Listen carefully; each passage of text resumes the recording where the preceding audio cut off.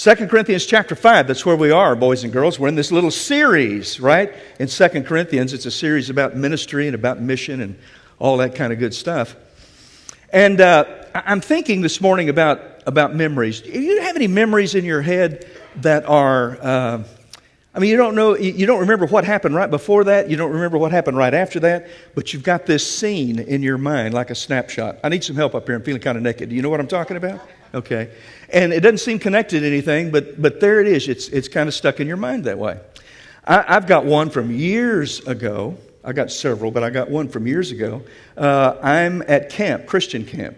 It's I'm preteen. I'm really young. I don't know exactly how old. I don't know how I got there or why I got there or who I rode with. I don't remember coming home. I don't remember any of that.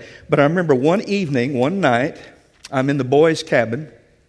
Cabin's kind of a loose term because it was actually a roof with no screens or anything. It was just a roof.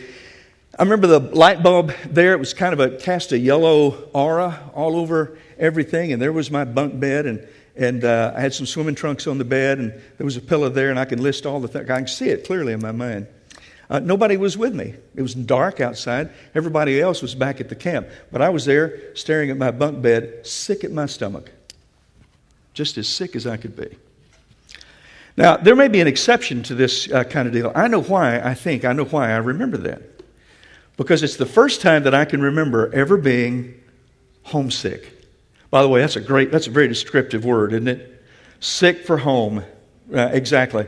So, and that's what I was. Now, it wasn't the last time I've been homesick, but it was the first time, and it really sticks in my mind. And listen, just as awful as homesick feels, how precious and sweet homecoming is. And I got an idea, while everybody here has experienced being homesick, you've also experienced homecoming. I've had a lot of those, man, coming home from school, from college. There it would be. Or when Karen and I were doing mission work up in Pennsylvania, when we would come back, I remember once my longest stretch up there was 1.5 years without coming home. Karen and the kids came home, but I had to stay up there for some stupid, dumb reason. And so when I finally came back, boy, it was sweet. And if you've done any amount of traveling at all, it really is true. There's no place like home. Am I right about that? There's no place like home. And if you think about it, your home smells a certain kind of way. I'm not talking about your house particularly. I'm talking about the countryside, the look. And there's things that you pick up on that you didn't even realize you're remembering. Like the gate, aluminum gate that would swing open at my house, going into the ranch house. It would swing open, and at the furthest part of its arc, it would drag across the cvli road. The sound that it would make, I didn't even realize I was remembering stuff like that. But I would hear that, like at homecoming, and it became a special, precious thing to me. I mean, it really did. And homecoming is not about coming to a place. It's the people, isn't it? It's the people that make it the way that it is. Why am I talking about this? I'm talking about it because that's what Paul talks about in 2 Corinthians 5. Now, there's two things that I want you to know, and we've already read this passage, but there's two things that I want you to know about this so we fully appreciate what Paul is saying. Because listen, what he's saying to us this morning will transform your life. It'll boost your walk. I promise you. There's two things I want you to understand. When he talks about homecoming, he's not talking about going back to someplace familiar. In fact, he's not really talking about a place. If you read him carefully, and by the way, this is kind of weird, so hang on, buckle in if you're not buckled in yet. He says, here's the real homecoming. It's taking on your inner awareness, you can call that a soul, taking on a whole new body that you can't even begin to comprehend and understand right now. Taking on a whole new body and living, existing in the presence, the unmitigated presence of Jesus Christ. Now, what makes this kind of strange is you've never been any of that before. But there's something inside of you that's hungry for it. There's something inside. For some of us, here's what we feel. I'm hungry for something more. Okay? I don't care even how successful you are. I don't care what all you've tucked away and what all you have. There's that sense inside of you that there's more. And here's what Paul says. I'll tell you what that longing is. It's that longing for home. That's what it is. So that's the first thing that I want us to know. Here's what he's talking about when he talks about homecoming. All right. Second thing I want you to know is that this whole business about home is not his main point. Okay. His main point is something that he started way back in chapter 2 and verse 12, and you and I have been in this series for a while, and I'm not going to say a whole lot of detail about all of that, but let me just say this much about it. He describes our ministry walk as being on parade, being on display. A triumphal procession is what he calls it in chapter 2, right? Jesus is the leader, and all of us are his conquered enemies. Everybody in the processional of Jesus has been conquered by his grace and by his mercy and by his love, and our lives are forever changed. Amen? Absolutely. And as he leads us, our lives are on display. Everybody can see us, or to put it in the language of chapter 2, everybody can smell us. To some people, we smell like death. Yeah, get that stuff out of here. I don't want any of that stuff. Get it out of here. And to other people whose lives are just kind of right there, they smell what we have to offer, and it's not something you put on. It's something that comes out from the inside of you, right? It's who we are. It's what we do. It's how we live because of the Spirit within us. They smell that and they say, ooh, smells like life to me. See, that's really ministry. That's a great description of life as a believer. And before you think that's really easy and all a snap, you remember what we talked about the last time we were together talking about all of this.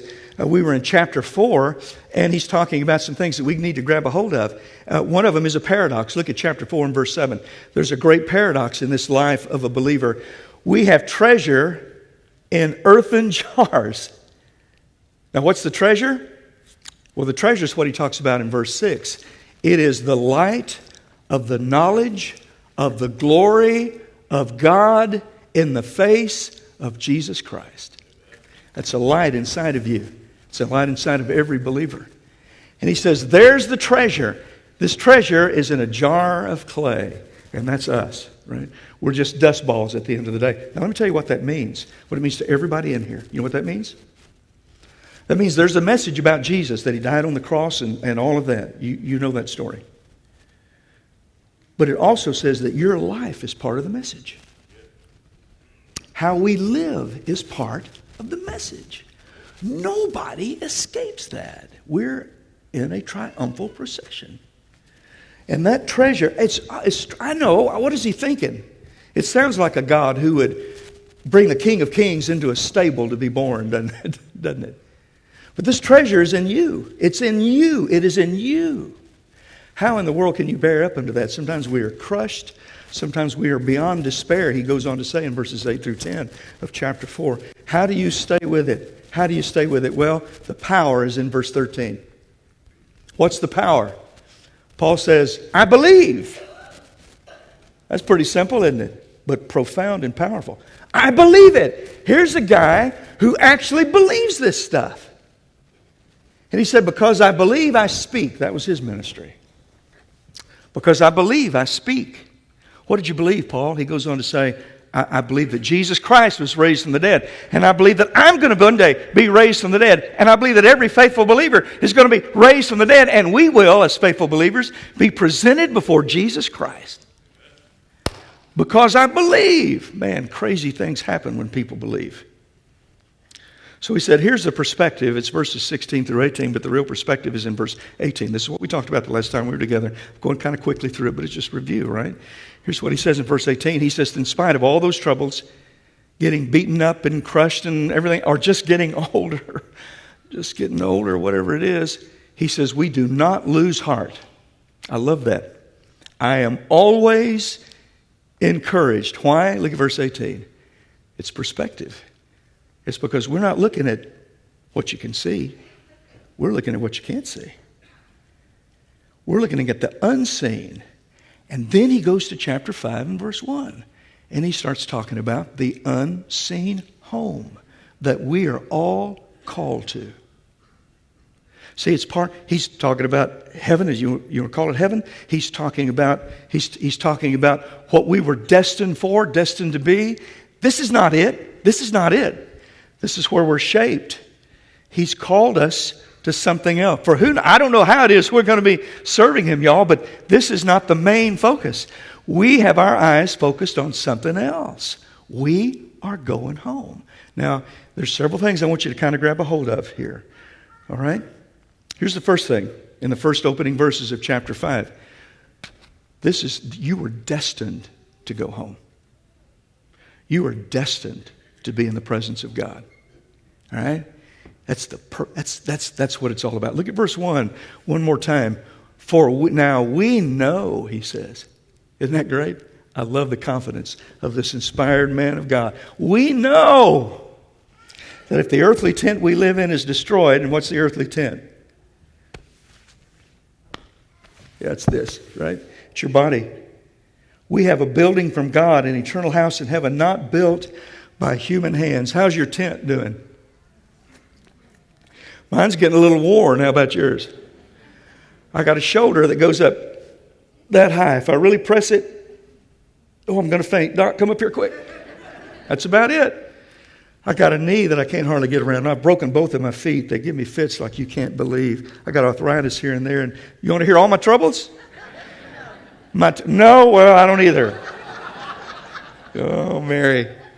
I don't either. But I'm going to tell you what's happening. My tent's wearing out.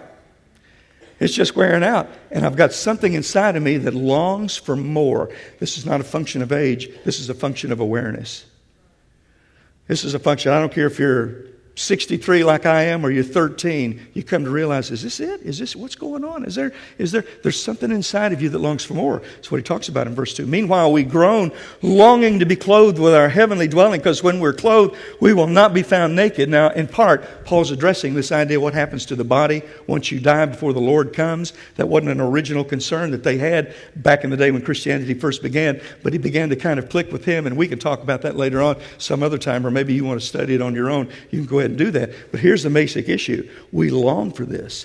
There's more. There's more to life. There's more to existence than this stuff. And that just makes sense, doesn't it?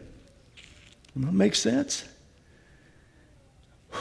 People, beings that are made to dream and invent and create and think, that we come to nothing.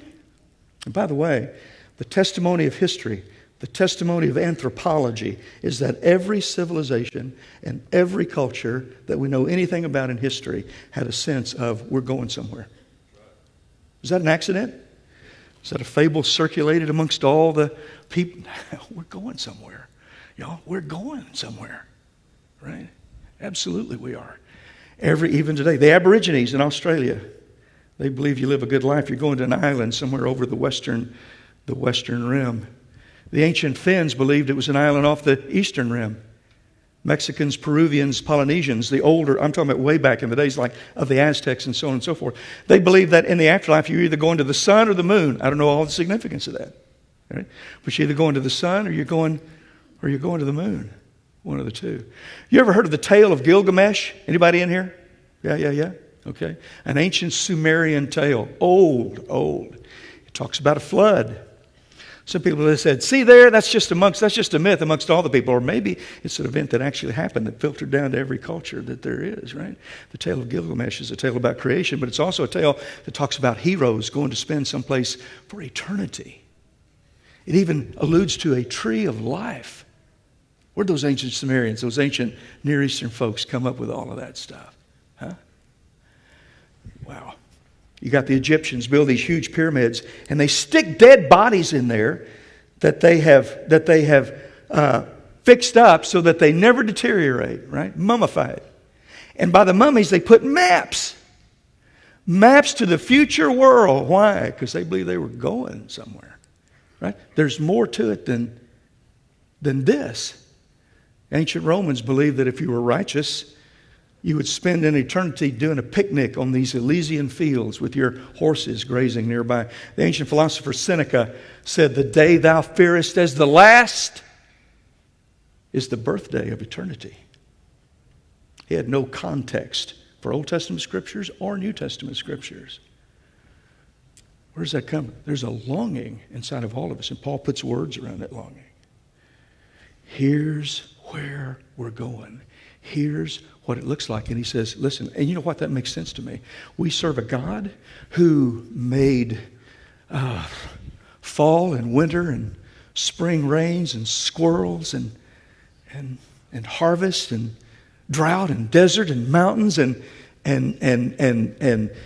universes and cosmoses and B flat on the harmonic scale? Did he make us just to come here and worry about rules about how to worship? Is that what we're here for? He made us for something more. We're going home. Home. And he says, look at verse 5. The Spirit is the guarantee.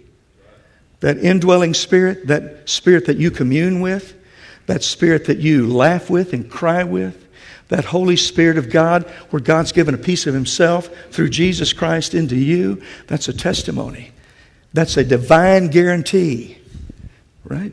The word is arabon, the Greek word. And that's the word that they would use for a down payment. Or that's the word that they would use, that they would give to Karen. There was a day, where did Karen go? She must be with Pearson. All right, the day Karen and I, let me tell you what happened. There was a day where Karen said, I know he's going to marry me. I know he's going to marry me. You know when that day was? When we drove to Houston, and I spent $8,497,000,000,000 on an engagement ring. I mean, I didn't really spend that much, but it seemed like that much. You know what I'm saying? And I gave it to her. You know what the Greeks would call that? The arabon. There is the guaranteeing deposit. He's got too much invested. God has put Himself in us. And He says, you rely on that experience. Know that experience. Trust in that experience. It means we're going somewhere. We're being made. We're being shaped for something. We're going home, y'all. We're going home. Now, here's the downside of it. Here's the downside of it. We got to die first.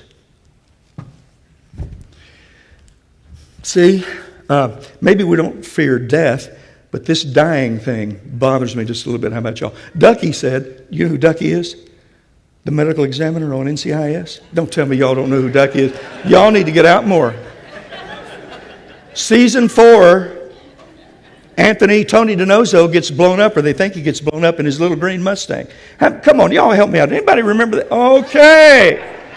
It's okay. And Ducky, trying to console everybody, turns to Jethro. He's the big stick on that show. Turns to Jethro and says, it was an explosion. It impacted him immediately. He didn't feel a thing. And my question is how do you know that? He didn't feel anything. See, it's this dying thing. And I don't know how I'm going out. You don't know how you're going out. Doesn't really matter, does it? When we were on vacation, we spent some time in Arkansas. My sister is a researcher for Civil War. And we went to this cemetery, and she told me about some folks that were buried in that cemetery and said, I want to go there, just outside of Bentonville. Lots of Civil War activity went on up there. We went to Cane Hill Cemetery. That cemetery was in existence when the Civil War was being fought. There were maps that were all out there, and it showed the movement of troops right across the top of that cemetery. But here's what I wanted to see. Take a look at this picture here just for a second, real quickly. This is the first one I want you to see. I don't know if you can make that out or not, but Thomas Buchanan is buried here. The tombstone had fallen down flat on the ground. In fact, I had to kind of place it together. You see when he was born? When was he born? 1776. That ring a bell with any of you guys? If you look at the exact date, he was born about 5 weeks after the United States Declaration of Independence was signed. He died March the 14th, 1838. He was a Presbyterian missionary. Went down and planted a Presbyterian church there just outside of, in Benton County. Did a tremendous work down there. Brought a school, fed, just an incredible thing that he did. He died about 3 weeks after his last grandson was born. Now, the daddy of those grandsons was in the next row over. Take a look at this tombstone. Isaac Buchanan, born in 1803. That's his boy. You see, Grandpa's right here. This is his son right here, right here. Look at when he died, December 21st, 1863, year before the Civil War ended, right? Wonder what kind of Christmas they had that year. You know what happened to him? His daddy had taught him well. Taught him to be good to people, be kind to people. He was feeding Indians some food just because they were hungry. Fed them food, and a Civil War soldier shot him in the back. By the way, the Battle of Pea Ridge, which occurred just a few miles from there, was the only Civil War battle in the entire Civil War where Indians fought. They fought on the side of the Confederacy. So they didn't endear themselves to Union soldiers. Shot him in the back while he was feeding people. That's a pretty ignominious way to depart, isn't it? Doesn't seem fair at all, does it? But I want you to look. You see that white square back there? That's where we're going next. That's the next row over. 3 boys. I'm sorry, I don't know the first name of this first one over here, born in 1832. He was the baby in the family, right? 26 or 20. No, let's see, 30. I'm sorry, he's the oldest one. 32 when he died. Next one is Pleasant Buchanan. Wonder how that name came about. Then James Buchanan. One of them was 26. One of them was 30. One of them was 32. Notice this. They all died on the same day. Almost 2 months after their daddy was shot.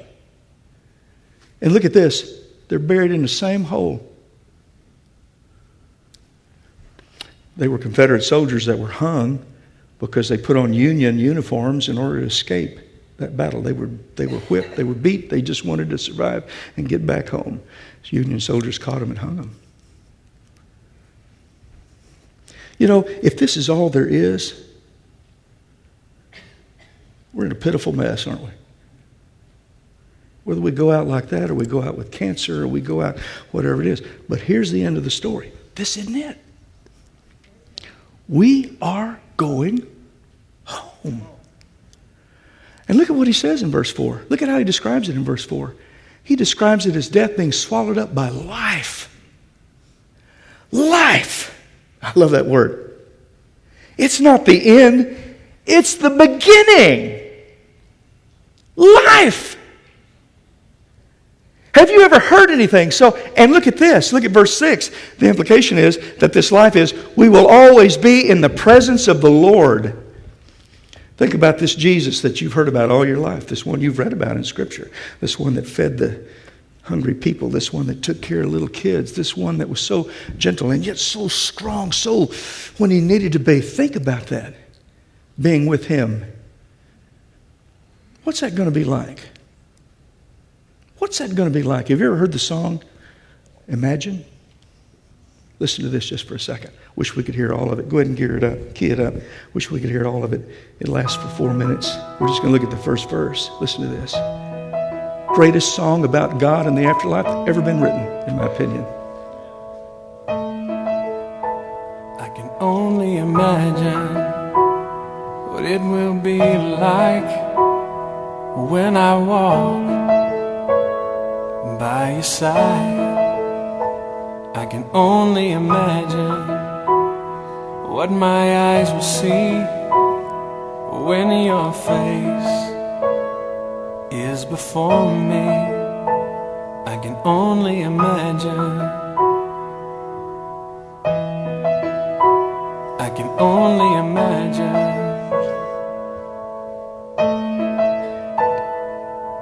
Surrounded by your glory, what will my heart feel?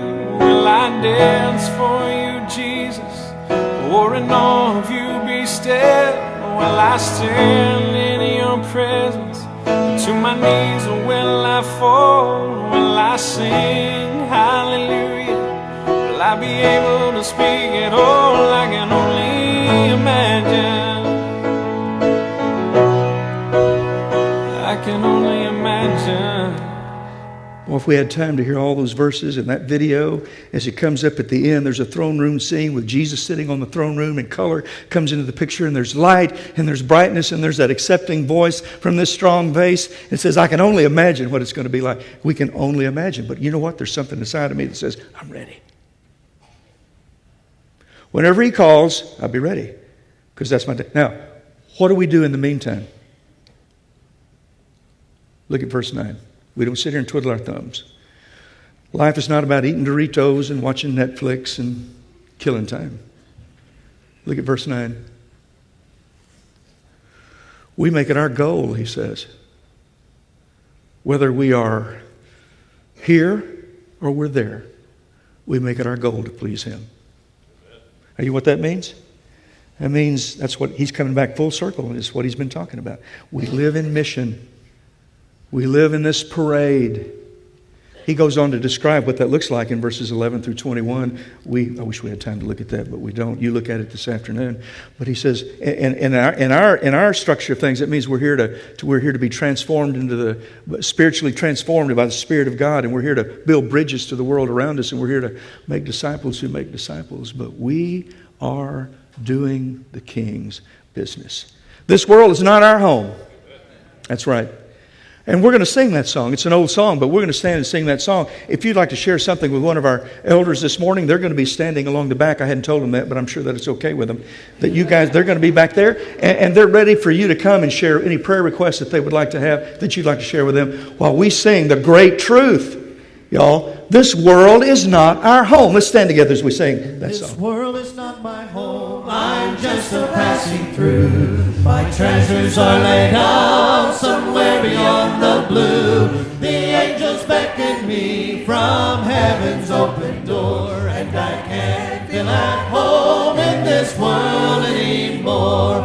Oh Lord, you know I have no friend like you. If heaven's not my home, then Lord, what will I do? The angels beckon me from heaven's open door, and I can't feel at home in this world anymore. Just up in glory land we'll live eternally. The saints on every hand are shouting victory. Their songs of sweetest praise drifts back from heaven's shore, and I can't feel at home in this world anymore. Oh Lord, you know I have no friend like you.